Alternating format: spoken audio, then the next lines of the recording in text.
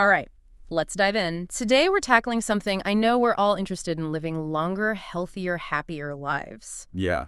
And, you sent over this excerpt from Longevity, Diet, and Lifestyle, a holistic approach. Right. And I have to say, I'm pretty excited to dig into this because there is just so much information out there. It's hard to even know where to start sometimes. Yeah, it really is. It's overwhelming almost. So let's get into it. Yeah, let's jump in. This book, I love that it starts by talking about tailoring your diet to different stages of life. Yeah, huh? I never really thought about what I ate as a baby impacting how long I live, but It makes sense, though. I guess so. It really does. Tell me more about that. Well, it all comes down to our body's changing needs, right?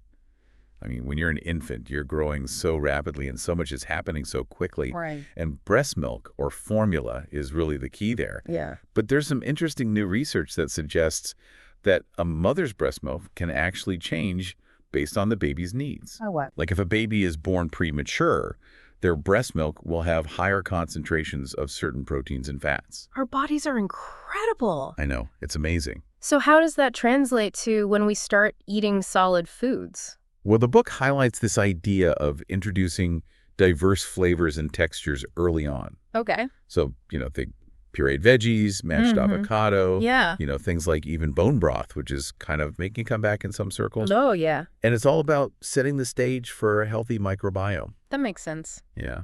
I have a confession to make, though. Okay. I was a very picky eater as a child. I think a lot of people are. All about the chicken nuggets and mac and cheese. Sure. Does that mean I've messed everything up already? Not necessarily. Okay. I mean, ideally, establishing healthy eating habits early on is a great foundation, Sure. but it's never too late to change. Okay. And honestly, a lot of the advice for childhood is pretty straightforward. Yeah. Lots of fruits and vegetables, lean proteins, whole grains. It even suggests things like having kids help with preparing meals so they get more excited about eating healthy foods. I bet if I'd helped cook more as a kid, I would have been more into it. It's all about making it fun for them.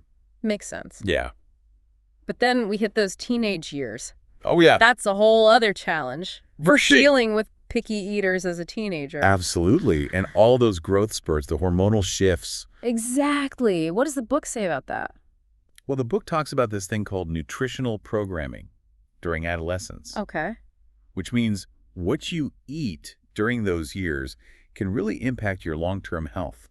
Interesting. Getting enough calcium and vitamin D during that time is crucial for your bone health. Okay. Not just then, but throughout your whole life. I guess the after-school milkshakes weren't the best choice then. Maybe not the best. So what about adulthood? Is that when all those trendy diets come in? Like everyone's obsessed with the Mediterranean diet these days. Yeah, that's definitely a popular one. Is there any truth to it? Well, the book does point to studies that show the Mediterranean diet being linked to lower rates of heart disease, stroke, even some cancers. Wow. But what's really fascinating is it goes beyond just what you're eating. Oh, really?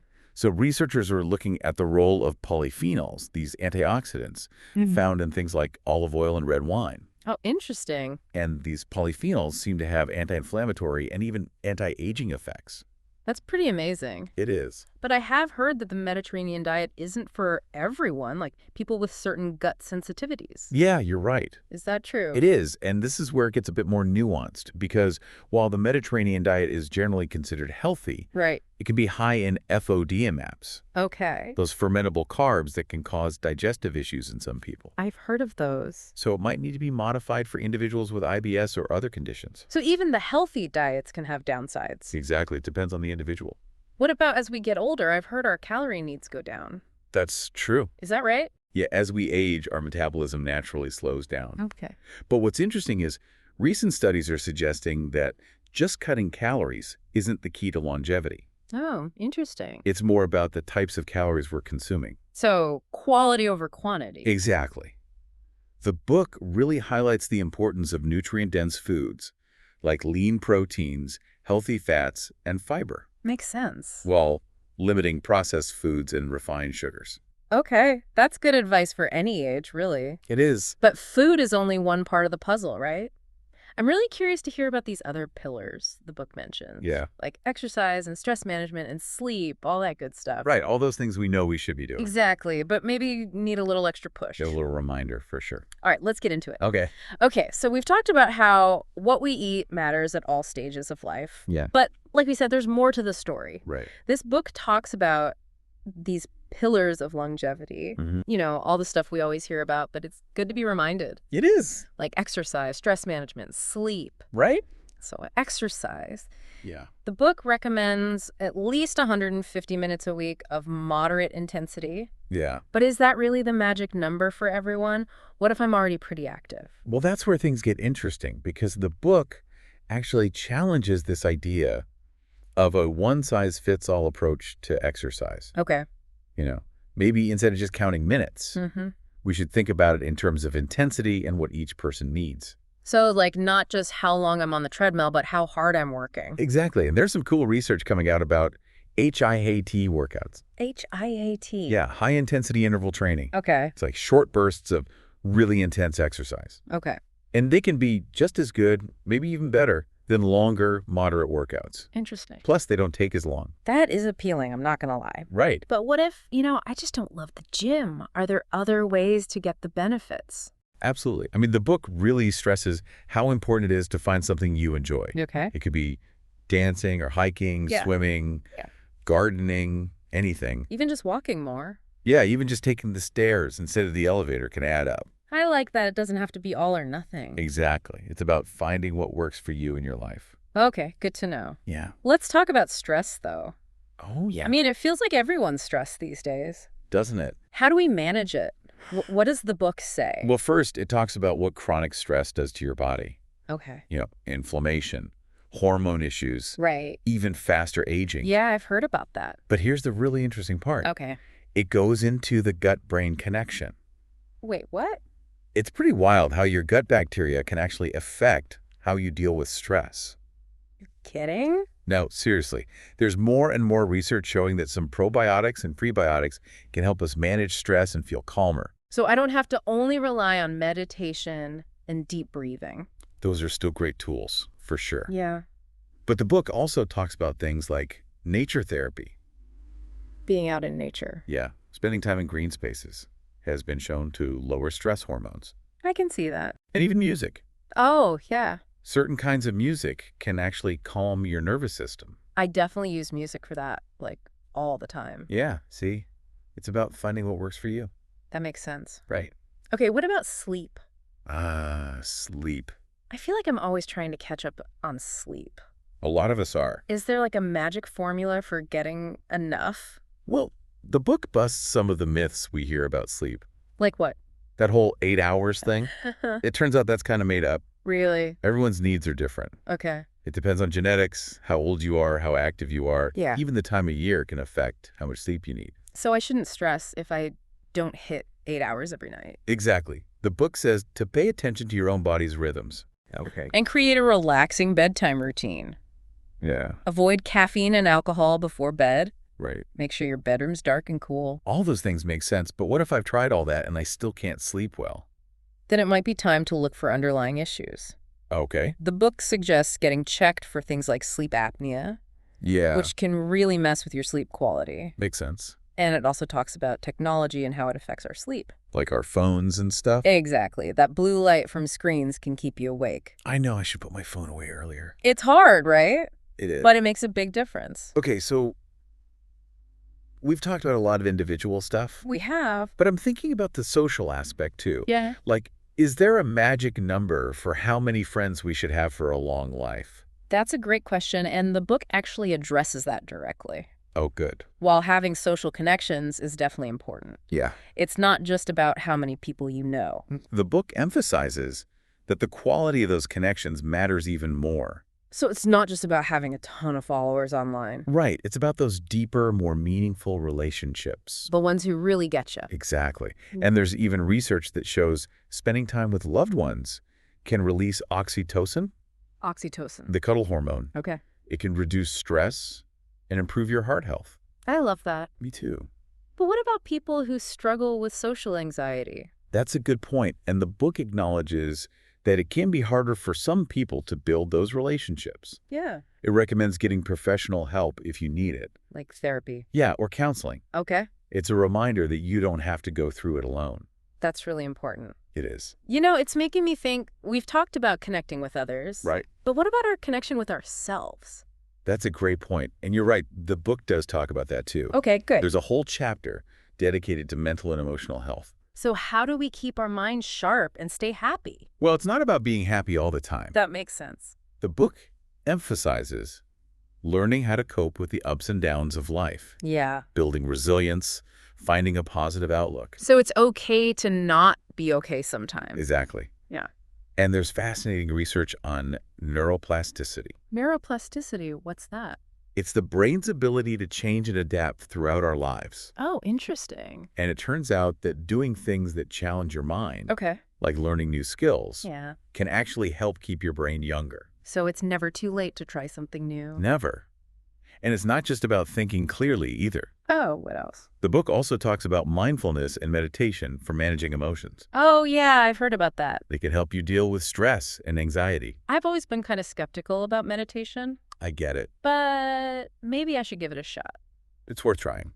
But in this crazy, busy world, can we even find inner peace? That's a great question, and the book talks about that too. Okay, good. It acknowledges how hard it is to find stillness these days. Yeah. But it encourages us to be aware of how we use technology. By setting limits. Exactly. Create boundaries, make time for quiet. Unplug a little. Yeah, even just for a few minutes each day. I could try that. And the book also talks about finding meaning and purpose in life. Yeah. Something that gives you direction and motivation. Yeah. It could be volunteering or a creative hobby or just spending time with people you care about. Those all sound great. Right. It's about connecting to something bigger than yourself. I like that. Yeah. But all this makes me think about the bigger picture. Yeah. We've talked about individual things, but what about the environment? You're right. That's a crucial piece of the puzzle. And the book talks about that too. Good. It actually devotes a whole section to how our health is connected to the planet's health. It feels like we've covered all the bases. Right.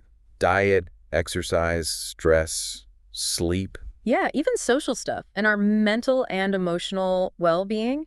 Is there anything else? Well, there's one more big piece. Okay. Our environment. Oh, right. I think this is one of the most interesting parts of the book, actually. It goes beyond just, individual actions. Like recycling and stuff? Yeah, it talks about the bigger systems that impact our health and how long we live. Okay, so we're thinking bigger than just bringing reusable bags to the store. Exactly. It talks about things like air pollution and how that affects our lungs and the link between chemicals in the environment and hormone problems. Oh, wow. And even how green spaces can be good for our mental health. I never really thought about it that way, like our surroundings are another part of being healthy. They really are. It's another layer we need to be aware of. And protect. Exactly. And it's not just about protecting ourselves. Oh, what else? It's realizing that how healthy we are is connected to how healthy the planet is. Right, yeah.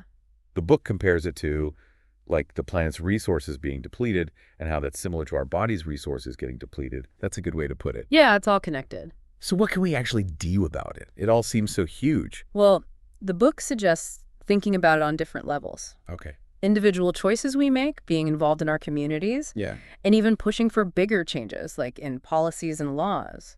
So it's more than just buying organic and driving a fuel-efficient car. Right. Those things are great, but it's bigger than that. Yeah. It's realizing that what we all do collectively has a real impact. Like voting with our wallets and speaking up about things. Exactly. And, the book says that even little things make a difference. Like what? Well, choosing to walk or bike instead of drive. Okay. Not only is that good for the planet, it's also good exercise for us. It's like everything we've talked about ties together. It really does. But to be honest, it can feel kind of overwhelming. Oh, I know. There's just so much to think about and all these things we should be doing. I feel that too sometimes. What can we do to not feel so paralyzed by it all? The book ends on a really nice thought. It says to focus on progress, not perfection. I like that. It's a reminder that being healthy and living a long life, it's a journey. Not a destination. Yeah, so it's okay if we make mistakes or don't do everything perfectly. Of course, it's about embracing those imperfections. And learning from them. Exactly. And, give yourself some grace. Yeah. Even small changes you make consistently, they really do add up over time. That's encouraging. Right. And try to enjoy the process. Yeah. I mean, life is supposed to be enjoyable, not just something we suffer through. That's true. The book talks about appreciating the simple things. Like what? A delicious meal, a pretty sunset, Yeah. a hug from someone you love. Those are the best. They are. It's about those moments that make life so great. I love that. And, it's important to remember that we're all in this together. That's a good point. This journey, it's not a solo mission. It's something we can share with people we care about, our communities, even with you listening right now. Oh, I love that. So as we wrap up this deep dive, what do you hope people take away from all this? That's a good question. What's the one message you'd want them to remember? I think it's just to embrace the journey. I like that. All the ups and downs, the challenges and successes, it's all part of it. It is. Be kind to yourself, be curious, and keep learning new things. Beautifully said. And remember, this is just the beginning. Yeah. There's so much more to discover about living a long and healthy life. Always something new to learn. So keep that curiosity alive, keep asking questions, and keep diving deep. Until next time. This is DigitView.